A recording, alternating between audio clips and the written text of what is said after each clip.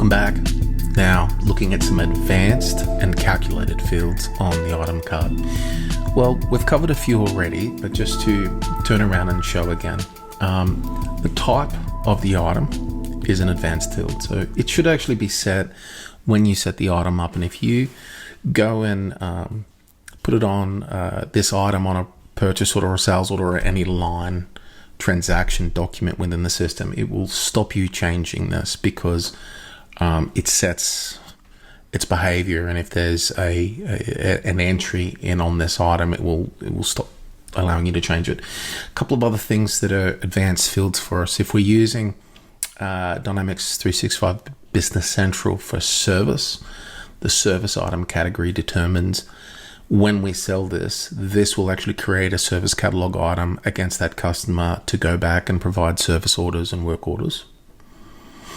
We have further going down on our item card, we have the fields which we talked about before, the Stockout Warning and the Prevent Negative Inventory. So Stockout just provides a blue bar across here as a ribbon and says, hey, you're out of stock.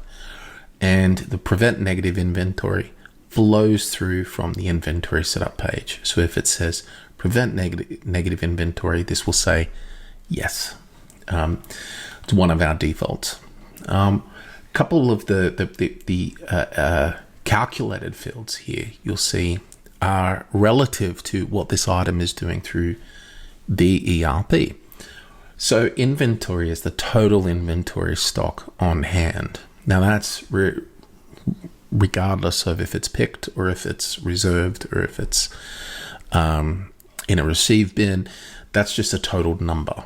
Okay, now underneath this, we've got the total number that's on a purchase order for this item, the total amount that's actually to be produced of this item, so that's a production order, where this is a component on a production line, and it will show you if it's on a sales order, if it's on a service order, a project order or job, depending on how old your version is with BC, assembly order if we're assembling it, or if it's a component on an assembly. And so it gives you a breakdown in these calculated fields to help you understand, what's going on here.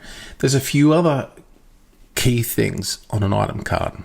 One is blocking, that you can block it on the header. So we would say as an item across the whole system, I can scroll down into sales, and I can also block this for sales and block this for service.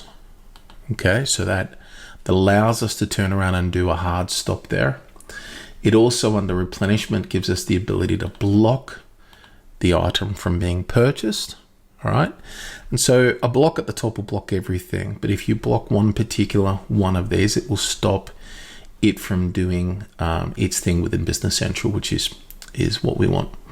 The next thing that's an advanced field is automatic extended text. And so Business Central has a feature under related item extended text that allows you to have an extended text on the line, which goes from having one line of description per item to multiple lines of description per item.